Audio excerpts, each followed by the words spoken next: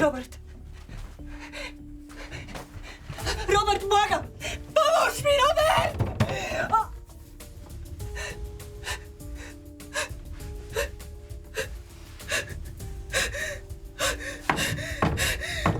Robert! God! O!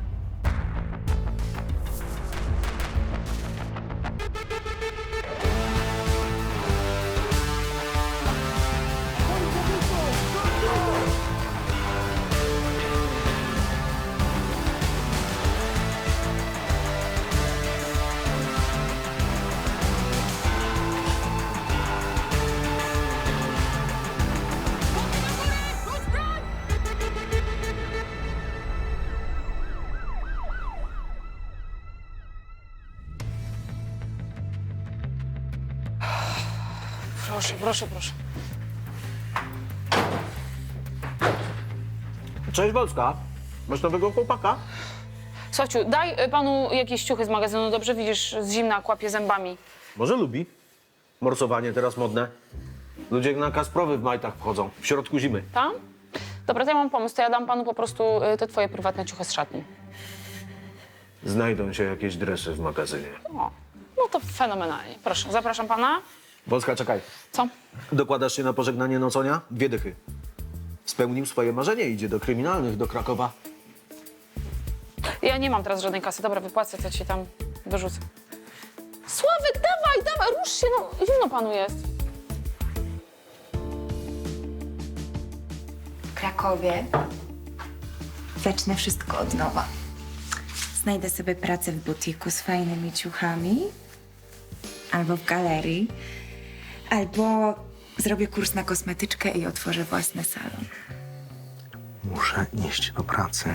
Powiesz, że się spóźniłeś przez korki. Jeszcze 2 dni.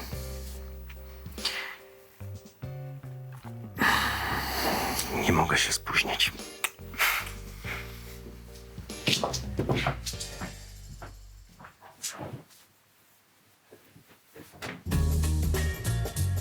No to proszę powiedzieć, co się stało, ze szczegółami, dobrze? No, napadli mnie w nocy. A kto? Dokładny rysopis poproszę. No, 2 ich było, duzi, silni, w sensie wysocy, mieli długie włosy i brody. Obaj? Mhm. W co byli ubrani? No, tak jak ja, w dresy. W dresy. Rozumiem. A byli uzbrojeni? Tak, noże mieli i kastety. I co? Chcieli czegoś? Nie wiem. Ale to jak? Zaatakowali pana tak bez powodu? Nic nie mówili? No, szedłem sobie, oni wyskoczyli zza krzaków i mnie napadli. Bez powodu. Nie żądali pieniędzy? To nie była agresywna reakcja na pana, jakąś zaczepkę? Nie, ja się nawet słowem nie zdążyłem odezwać, nic. Aha. Czyli 2 wysokich mężczyzn, długie włosy i brody, kastety, noże, wyskoczyli z krzaków, pobili pana i rozebrali. Tak, dokładnie tak było. I chce pan coś do tego dodać jeszcze może? Nie, to w ogóle cud, że ja to wszystko przeżyłem. Albo zmienić zeznanie? Nie. No dobrze. A ten smar, to też mieli ze sobą i pana wysmarowali, tak? Dokładnie. Aha.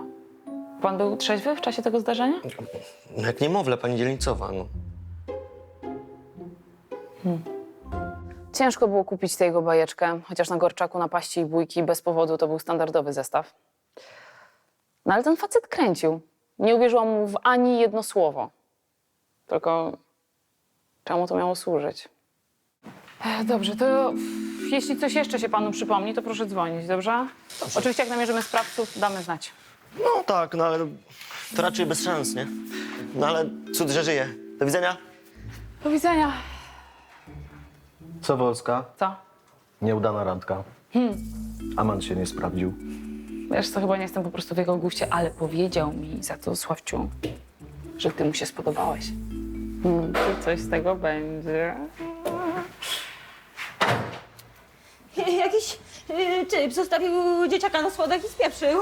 Jak dzieciak, ale gdzie, w swoim bloku? No przed komisariatem, no. Teraz? Przed chwilą. Jak wyglądał? Tak, granatowe dżinsy chyba. Wysoki, niski? Średni taki, ale... Daję tutaj. Pamiętasz coś jeszcze? Zarost miał. No, zaraz? Proszę pana! Niech pan zaczeka!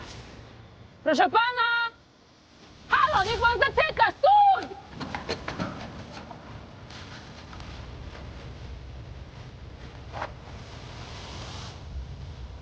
Halo! Czemu pan ucieka? Co się dzieje? Sierżant Karolina Wolska, komisariat na Gorczaku. Chcę zadać panu tylko kilka pytań. Ale jakich pytań? Ja nic nie wiem. Pytam, czemu pan ucieka? Bo się wystraszyłem. Nikt tu nie lubi glin. Podrzucił pan dziecko pod komisariat. Pańskie dziecko? Jakie dziecko? Jakie dziecko? Niech mi pan tu nie ściemnia. Mamy świadków. To nie moje dziecko, ja je tylko znalazłem. Jak to tylko znalazłem? Gdzie je pan znalazł? W parku. O którym parku? Kiedy? No tutaj niedaleko. Przysięgam, mówię prawdę. Dobrze, pójdziemy na komisariat, złożymy pan wyjaśnienia, dobrze? Ale to nie wystarczy, że to, co tu powiedziałem, Spokojnie, to jest standardowa procedura. Złoży pan oficjalne wyjaśnienia w celu znalezienia sprawcy. Jeśli to jest prawda, to co pan mówi, to ktoś tutaj popełnił poważne przestępstwo, porzucając dziecko w parku. Dla policjantów z naszego komisariatu jest jasne jak słońce, że nie możemy liczyć na pomoc mieszkańców Gorczaka. My się już do tego przyzwyczailiśmy, chociaż staramy się to zmieniać. Ale tutaj chodziło o maleńkie dziecko. I każda informacja od tego faceta, który je znalazł, była na wagę złota. Pana imię, nazwisko? Oleg Gwizdań. Aleksander? Tak, przepraszam. Ma pan jakiś dokument przy sobie? Nie, nie mam. Wyszedłem tylko do sklepu. Wziąłem 5 dych bez portfela. A zakupy gdzie pan ma? No właśnie nie zrobiłem, bo jak szedłem, to znalazłem to dziecko. Dobrze. Gdzie dokładnie? W parku tutaj niedaleko od Skowroniej. Dobrze, niech mi pan opisze wszystkie okoliczności zdarzenia. Wchodzi pan do parku i co? No szedłem alejką i w pewnym momencie usłyszałem z krzaków tak jakby płacz. Podszedłem, bo dziwne to było i tam znalazłem coś owinięte w kocyk. I okazało się, że to dziecko i płakało. I co, w pobliżu nie było żadnego dorosłego? Nie, nie było. I pan tak po prostu zabrał to dziecko i zaniósł na komisariat, tak? Tak, było najbliżej na komisariat. Myślałem o szpitalu, ale do szpitala to daleko stąd, więc... To nie jest moje dziecko, proszę tak na mnie nie patrzeć. Ja własnego dziecka to bym nigdy nie porzucił. Dlaczego pan je zostawił na progu, a nie wszedł z nim do środka? Po prostu się bałem. W telewizji ciągle mówią, że policja to albo bije ludzi, albo w coś wrabia. Albo ktoś umiera na komisariacie. Ale pan to się chyba nie ma czego bać, prawda? Z tego, co mi się wydaje, to uratował pan temu dziecku życie. No, szkoda tego dzieciaka. Ale może z drugiej strony lepiej, że tak się stało. Jakby go miała wychowywać ta patologia, to może lepiej, że go porzucili. A tak będzie miał dobrą opiekę, na pewno lepszą. Przecież dobrze pan wie, jak to jest. Wiem. Wszystko wyparzone, jedzenie przygotowane. Dobra. Ostudzone. Stygnie. Ale jako położna na oddział noworodkowy nie aplikowałem. Sławuś, czekaj. Musimy obdzwonić wszystkie szpitale. Zapytać, czy są jakieś pacjentki w połogu, ale bez dziecka. I weź też listę pacjentek, które rodziły w ostatnich dniach w domu. Okej? Okej. Dzięki. Spisał się dyżurny, co? Ojku, maleństwo, tak, ja nie wiem, kto może jak psa po prostu wyrzucić. Też nie wiem, ale są sytuacje bez wyjścia. Co pani powie? Ja mam 6 swoich. Żadnego bym nie wyrzuciła, chociażby nie wiem co. I bardzo dobrze. Dobra, to co? A teraz będziemy karmić. Bardzo dobrze. Ja karmimy. siadam. A no, pani dzielnicowa. Czekaj. Dzieciątko poda. Oś, maluszku. O lala. O Jezu, coś wypadło z tego. Przytrzymasz? Uważaj na głowę. Mhm. Oj. Jakiś medalik z tego kocyka, no.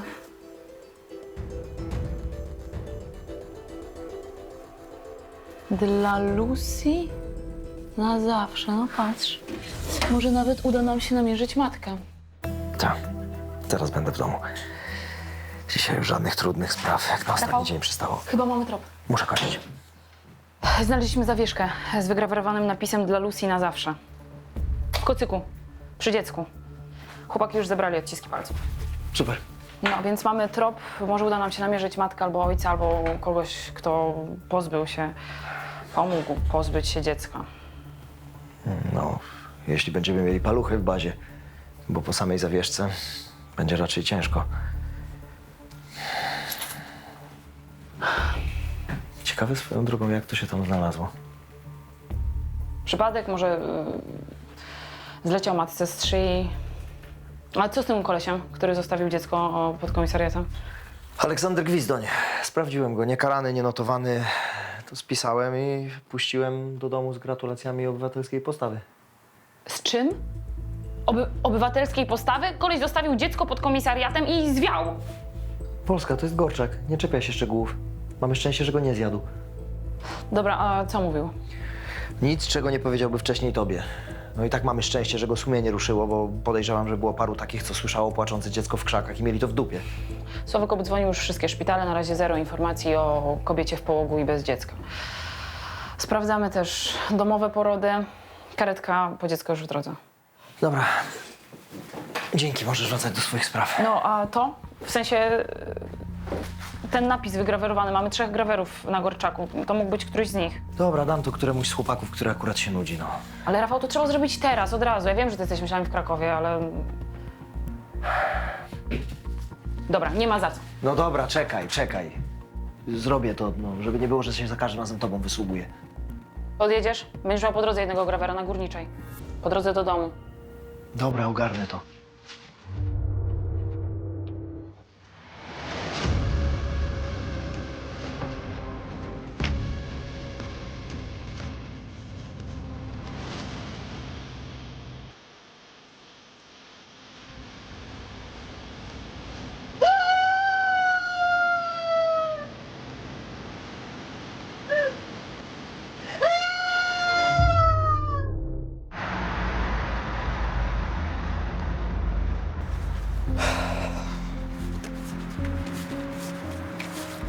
No, sprawdziłam te 2 zakłady grawerskie i nic.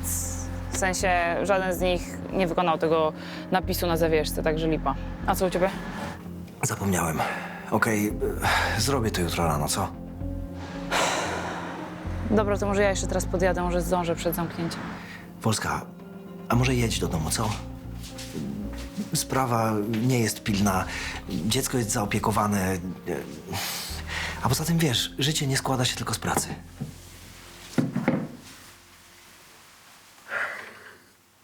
A z czego jeszcze składa się życie?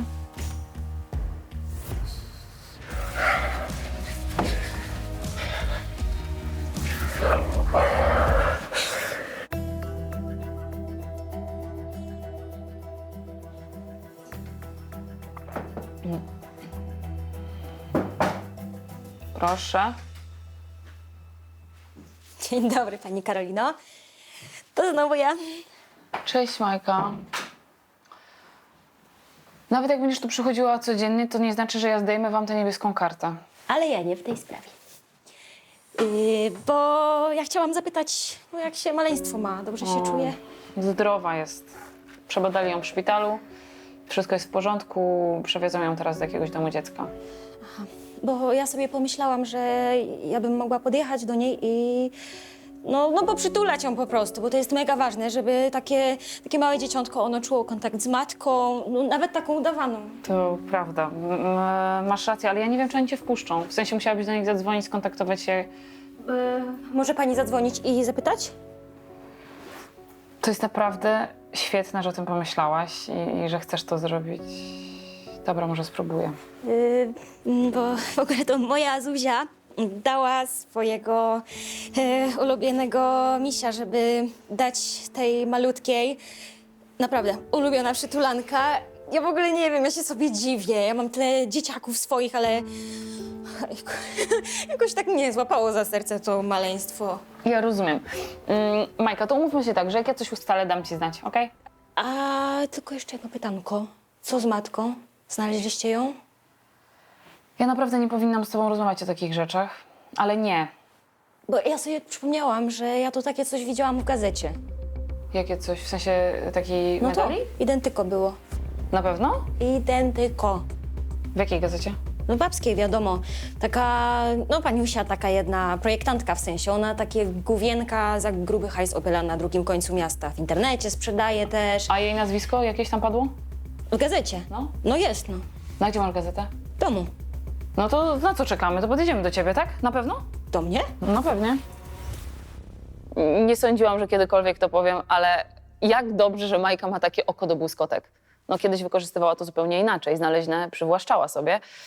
No ale teraz to się zmieniło i okazało się nawet pomocne, bo w końcu mieliśmy trop.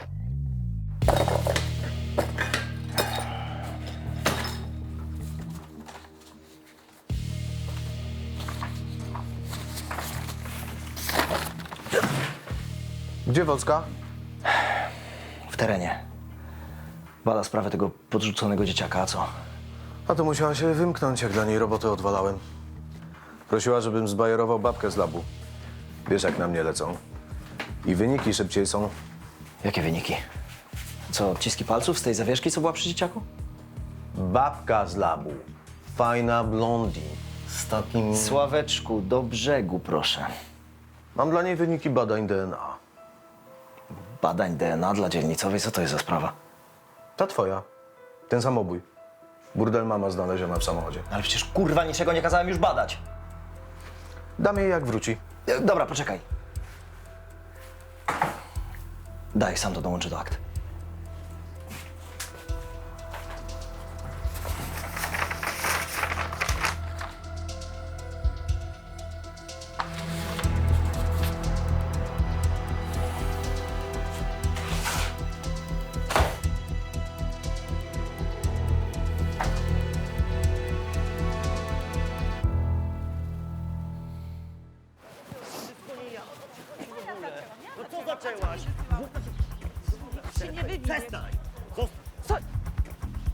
Daj mi spokój, bo na psy zadzwonię. Dzwoń, powiem im, jaki jesteś zjebem i z wyrolem. Dobrze, no to proszę bardzo.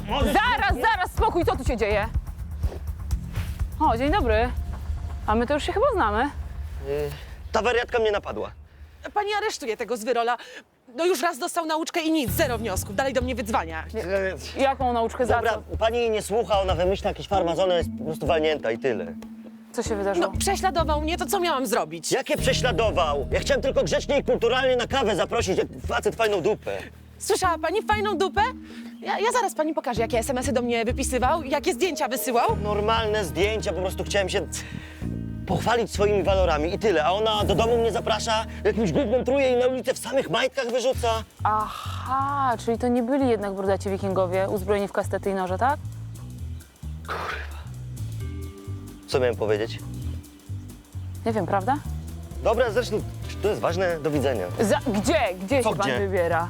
To pan nie wie, że za składanie fałszywych zeznań jest paragraf? Jaki paragraf? Na komisariat możemy pojechać teraz. Opowie mi pan wszystko. Panią również zapraszam. Wyjaśnimy sobie.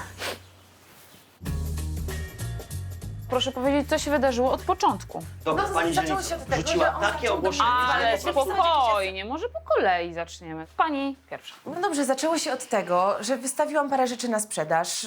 Były to ubrania, bielizna, majtki, staniki. A pani ma sklep z bielizną? Nie, to były moje prywatne rzeczy, ale przecież nie ma zakazu sprzedaży rzeczy używanych. No i ja wrzuciłam to ogłoszenie i wtedy on zaczął do mnie wydzwaniać, wysyłać SMS-y, a zresztą ja pani przeczytam, jaki z niego poeta, jakie tutaj mi wiadomości wysyłał. O, proszę bardzo. Majtki chętnie twoje kupię, jak posmyrasz mnie po pupie, a jak mi pokażesz cycki, kupię wszystkie twe staniczki. Dobra, ty lepiej ogłoszenie pokaż. No co? Jak się wystawia takie intymne rzeczy, no to co ja sobie mam pomyśleć? Że chce sprzedać ubrania, a nie umawiać się na randki z jakimiś zboczeńcami? Tak, jak ktoś wstawia swoje używane majtki, no to moim zdaniem chce się poruchać, no. Dobrze, proszę spokojniej, dobrze? Dobrze jest. A jak wystawiłam zdjęcie swetra, to też miałam jakieś seksualne propozycje. Wystawiłaś zdjęcie w obcisłym swetrze z cyckami na wierzchu, no to czego ty żeś się spodziewała w ogóle? Proszę, bez personalnego ataku, dobrze? Dobrze, przepraszam, jestem spokojny już. Czemu pani tego nie zgłosiła na policję? Moja koleżanka miała podobne sytuacje i to wielokrotnie. Też ją nękał jakiś zjeb przez internet. Kto? Jakiś facet ją nękał przez internet. Ona to zgłaszała, ale okazało się, że nie ma na to odpowiedniego paragrafu i nic nie zrobiliście. No więc postanowiłam wziąć sprawę w swoje ręce i pomyślałam, że jak coś zrobię, no to się w końcu odczepi. Ta suka dosypała mi do kawy narkotyków. Jeszcze raz, kto? Ta pani dosypała mi do kawy narkotyków, jak mnie zaprosiła. No to za to chyba można już kogoś zamknąć w więzieniu, nie? Ale to jest prawda? Ale to nie były żadne narkotyki, tylko ziołowe tabletki nasenne. Wypił kawkę, przyciął komara, no to rozebrałam go, spryskałam sprayem grafitowym i wywaliłam na dwór. Może jak mu jaja zmarzną, to przestanie robić takie rzeczy innym kobietom. A pani zrobiła to sama? Koleżanka mi pomogła. No to chyba mamy już wszystkie dowody, co? No pani dzielnicowa, to ja jestem tutaj ofiarą. Na razie mamy tutaj słowo przeciwko słowu, a tak naprawdę to mamy pańskie SMS-y i to jest materiał dowodowy. One mówią nam o stalkowaniu i nękaniu, za co jest do 8 lat więzienia. Co? Ile? Nie no, pani chyba sobie żartuje, co? Nie no, to jest jakiś spisek babski, no. Ja poproszę tu jakiegoś policjanta, faceta, ja sobie z nim porozmawiam, a nie będę się z babami użył. No dobrze. Sławciu, daj tutaj nam mundurowego, bo pan bardzo chce sobie porozmawiać z jakimś facetem w drodze na dołek. Okej. A mamy jeszcze tego pijanego mięśniaka na dołku? No to będzie pan mógł sobie porozmawiać. Takich facetów jak Witek są w internecie oczywiście tysiące. Nie czytają ogłoszeń ze zrozumieniem. Widzą to, co chcą zobaczyć. Czyli wszędzie i zawsze zaproszenie do seksu. Są wulgarni, namolni, piszą, komentują, wydzwaniają i oczywiście myślą, że są bezkarni. Nie są. Wolska! To jest... Dlaczego mi nie powiedziałaś, że zleciłaś badania porównawcze DNA w sprawie śmierci Cecyli Kawki? Ty burdel mamy? No nie chciałam ci już tym zawracać głowy. Przecież jak będziemy musieli znowu otwierać sprawę, to już ktoś inny się tym zajmie. Ta sprawa była zamknięta.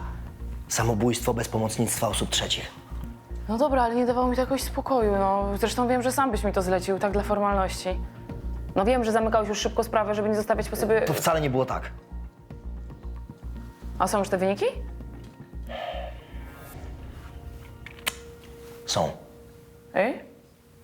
Jest zgodność próbki materiału biologicznego spod paznokci z próbką Roxany Adamiec.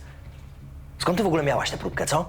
Prosiłaś ją o nią? Nie, wzięłam z kubka po tym waszym przesłuchaniu. Czyli skoro jest zgodność, mamy nową poszlakę, tak? Czyli warto by było przesłuchać tę dziewczynę. No ja wiem, że tu już się zwijasz. Zrobię to sam. Ale co, żeby nie było, że wielki komisarz nocą, że zostawia jakieś takie niedociągnięte sprawy, tak? Już? Skończyłaś? Jak sprawa dzieciaka? A dziękuję, bardzo dobrze. Jeśli miałeś jechać do tego Grawera, to już nie musisz tam jechać, bo namierzyłam artystkę, która zrobiła tę zawieszkę. Pamiętała kupca, więc ustaliłam jego adres i właśnie do niego jadę. Dlaczego mi o tym nie powiedziałaś? Co, ja już tu nie pracuję, czy co? No, to kurwa jadę z tobą.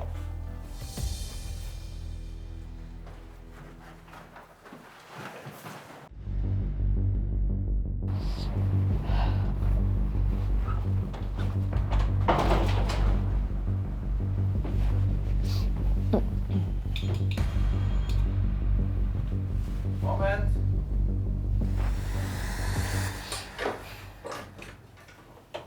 Dzień dobry. Sierżant Karolina Wolska, komisarz Rafał Nocon, komisariat na Gorczaku. Pan Robert Nowak? O Boże.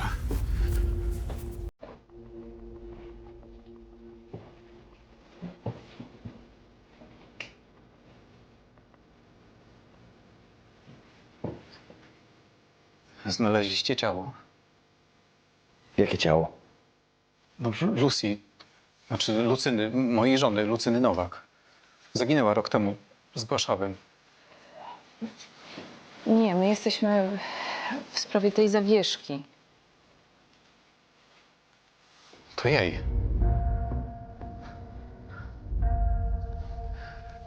To był prezent na 3. rocznicę. Znalazła ją w internecie i bardzo jej się spodobała. Pojechałem po nią do tej artystki.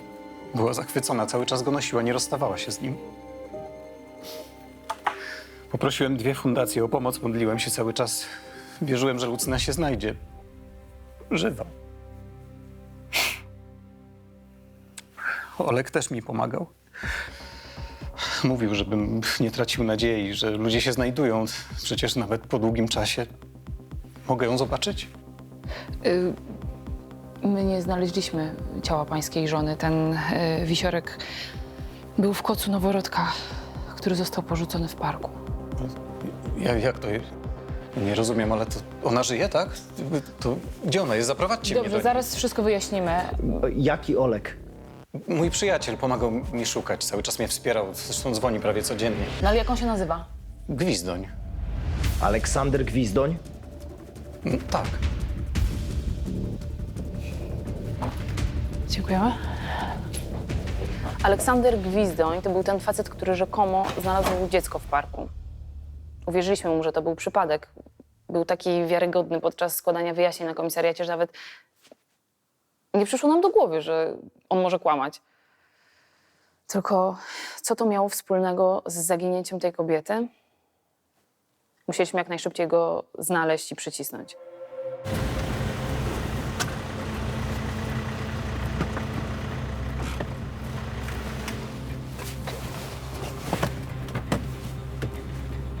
W oknach ciemno.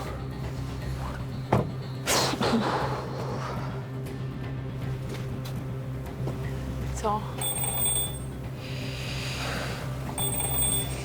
Nie ma nikogo?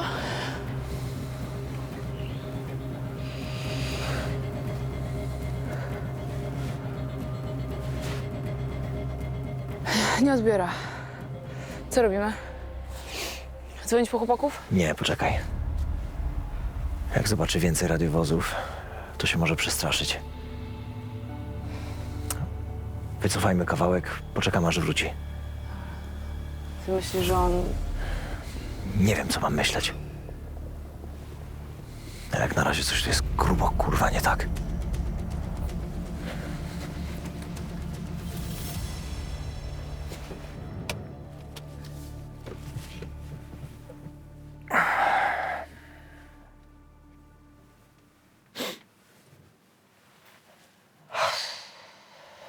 I co? Nie będziesz za nami w ogóle tęsknił? Nic a nic? Za Gorszakiem? Ni chuja. A za ludźmi z roboty? No, może troszeczkę. Czyli nie było aż tak źle. Jeżeli jest coś, czego mnie Gorczak nauczył, to że nigdy nie może być tak źle, żeby nie mogło być gorzej.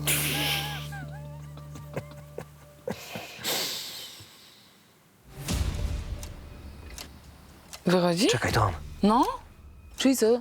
Cały czas czekał w domu, że odjedziemy. Skubaniec. Zaczekaj. jeden. Co?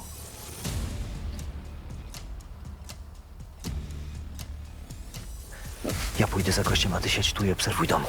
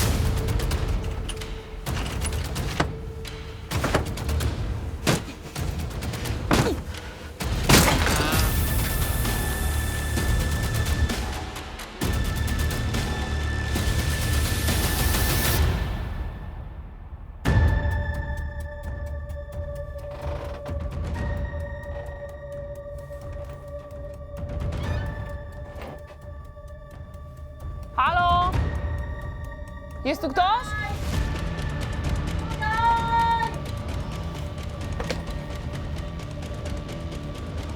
Słyszy mnie pani?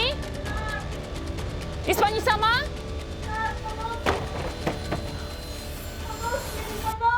Jestem, pomogę pani. Pani Lucyna, tak?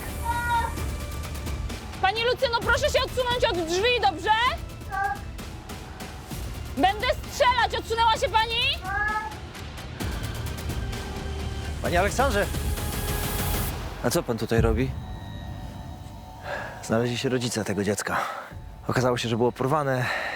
Oni wyznaczyli nagrodę, wie pan, 10 000, ładna sumka, to pomyślałem, że przyjdę i sam przekażę panu dobre wieści. Porwane? To znaczy, że...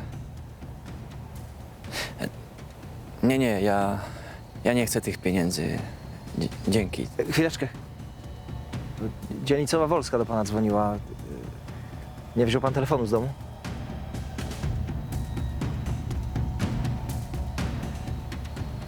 Lucyna Nowak.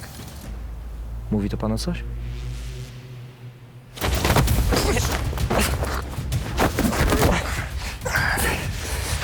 Papa! Nie szap! Druga. Gadaj, co zrobiłeś z Lucyną Nowak? Nic.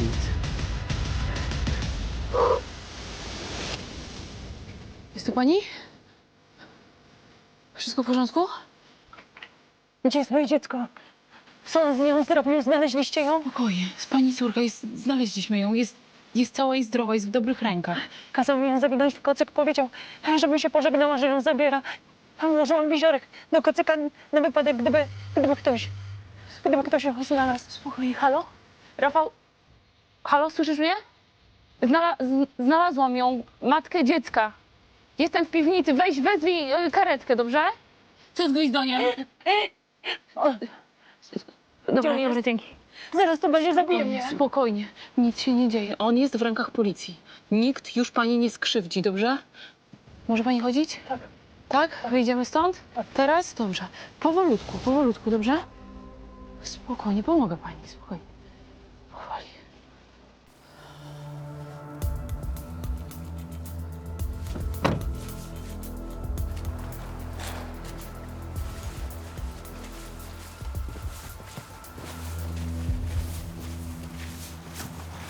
Zabierzecie mnie do córki? On mi ją tak szybko zabrał. Chcę ją zobaczyć, przytulić. Zaraz do niej pojedziemy, dobrze? A Robert, czy on wie o wszystkim już? Wysłaliśmy po niego już radiowóz, więc naprawdę powinien tu być lada chwila. Jezu, Lucy, Robert, kochanie. przepraszam. Przestań. Jak tam przyszłam? On mnie groził. Rzucił się na mnie. Zgwałcił. Chciałam zadzwonić do ciebie, Przestań. ale nie mogłam. Zabrał mi komórkę. Kiedyś ocknęłam, byłam już zamknięta w piwnicy. Minęło tyle czasu. Błagałam go, przekonywałam. A potem okazało się, że jestem w ciąży. Wybaczysz mi. To jest moja wina, ja sobie tego nigdy nie wybaczę. Ja myślałam, że on mnie tam zabije. Nie mówiłam nic o ciąży. Sam zobaczył. Kiedy ją zabrał, myślałam, że ją udusi albo coś gorszego. Trudno mówić o happy endzie w tej sprawie, bo ta kobieta przeżyła niewyobrażalną traumę, ale na szczęście przetrwała to. Przy życiu trzymała ją miłość do męża i do dziecka, którego ojcem był jej oprawca. Mimo to kochała je bezgranicznie. Kocham ją. Ona też mnie kocha. Tylko wyszła za mąż za nie tego faceta, co trzeba. I dlatego uwięził pan Lucynę Nowak w piwnicy, tak? Żeby była z właściwym facetem. Musiałem coś zrobić, żeby zrozumiała, że to ja jestem tym, z którym powinna spędzić życie. No i dała mi dziecko. Dałem.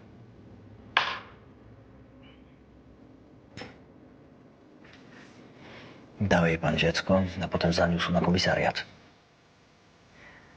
Bo ja zrozumiałem, że ja z nikim nie potrafię się dzielić, Lucynką. Nawet z dzieckiem. A to był błąd, przyznaję. Teraz to wiem.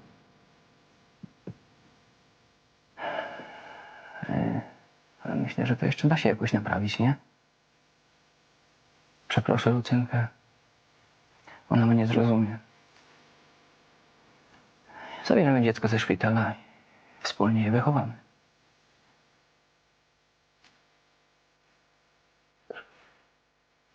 Pan naprawdę myśli, że to wszystko się jeszcze da naprawić, tak? Dopóki człowiek żyje, wszystko można naprawić. Czy pan w ogóle zdaje sobie sprawę z tego, co pan zrobił? Nie jest miłość. Pan jesteś, kurwa, psychol. To dlaczego mówią, że miłość wymaga poświęceń? Nie no, kurwa, to w zasadzie skończyłem. Ale ja nie. I chcę zobaczyć Lucynkę, moje dziecko. Jako ojciec mam prawo. Zobaczyć? To ty możesz co najwyżej psychiatrę.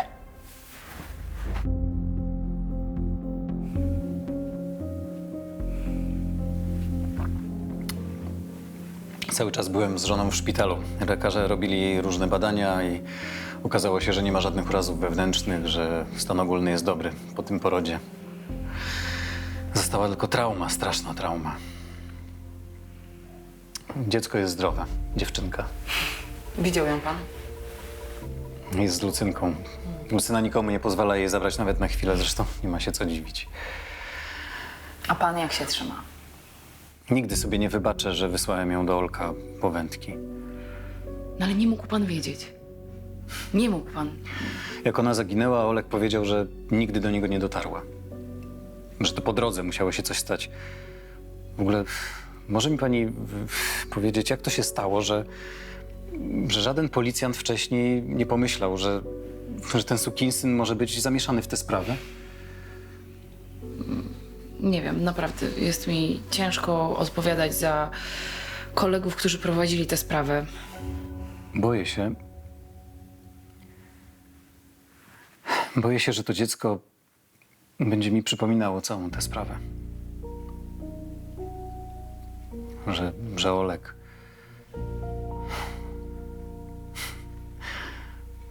Że nie będę potrafił być dla niej dobrym ojcem, a przecież to nie jest jej wina. Ja myślę, że to są naprawdę bardzo naturalne obawy. Ale dostanie pan pomoc psychologiczną. Teraz nie mogę się skupiać na sobie. Najważniejsza jest Lucyna. To, że jesteśmy razem, że znowu zrobię dla niej wszystko. Wszystko, żeby była szczęśliwa i bezpieczna.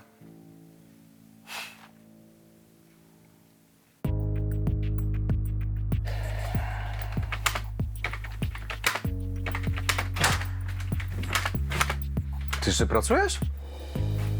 Jak widać. Po co? Jutro cię już tu nie ma. Ale to będzie jutro. Chciałeś czegoś, Sławeczku?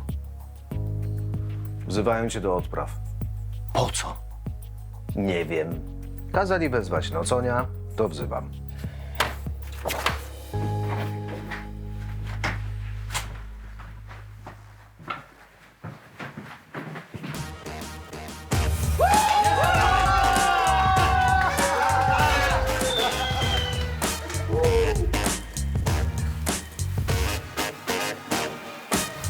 Każda świeczka za każdy rok spędzony na komisariacie w piekle.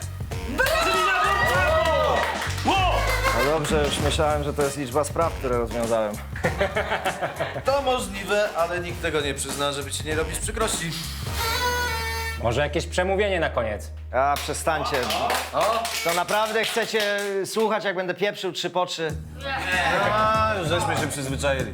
Dawaj, póki się nie rozmyślimy. Będzie krótko i po żołniersku. Najpierw Gorczak był wyzwaniem, potem był zesłaniem, a na końcu zesraniem. Każdego dnia marzyłem, kiedy się stąd wydostanę. Myślałem, że ten cały syf, kiła, mogiła, który tu jest, że ci wszyscy ludzie skorumpowani, pozbawieni nadziei, że tego się nie da zmienić.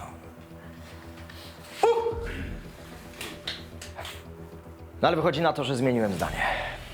Co? To znaczy co? No co, no wychodzi na to, że zostaję. Zagorczak! No co kurwa, sam będę pił?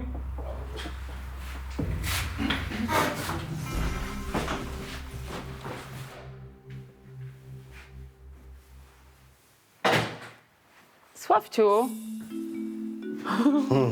Impreza się chyba udała, co? Uratowałem kawałek tortu dla ciebie. Dziękuję ci bardzo. Dużo straciłam? Troszkę. No co, niezadowolony z niespodzianki? Tak bardzo zadowolony, że aż zostaje. Co ty gadasz? Ja nie rozumiem gościa. Tyle zabiegał o przeniesienie, a teraz dupa. Przecież to bez sensu. Zostaje w miejscu, którego nienawidzi. Co go tu niby trzyma? Może ty? Nara. Nara.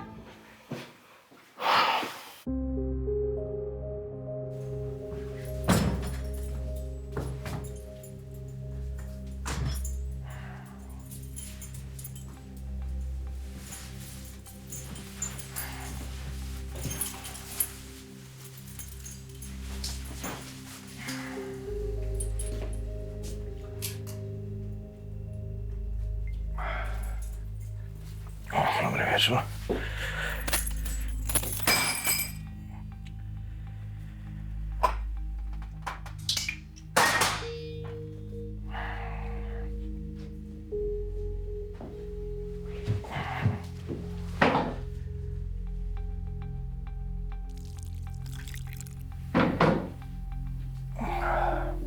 Dzwonię do ciebie od 2 godzin.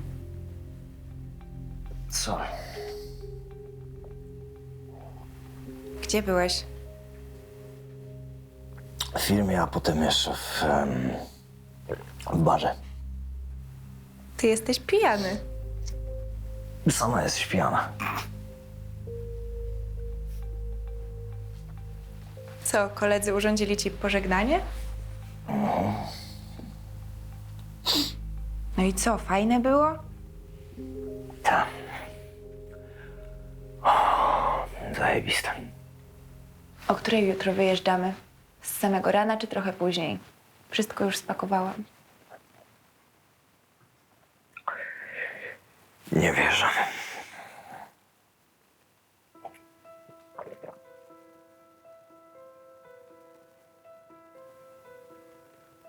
Jutro idę do pracy. Co ty pieprzysz? Do jakiej pracy? A to przeniesienie? Odwołali ci je? Wolska zleciła badania DNA. Możliwe, że trzeba będzie otworzyć sprawę Cecylii. Ja się muszę tym zająć. Ale coś się stało? Nie. Kotku.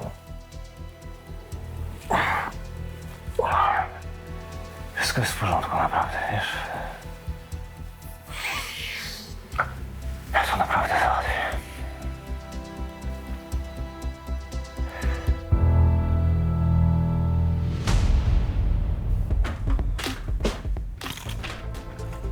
Boże, Marysia! To porządna, poukładana uczennica. Hej! O co pani chodzi? Nie pani sprawa! No co? Nie wierzycie mi? Przecież mówię prawdę. Proszę pana, normalnie zboczeniec. O! Jest, proszę pana, tam! No niech pan go łapie szybko! Szybko! To ja tutaj jestem królową.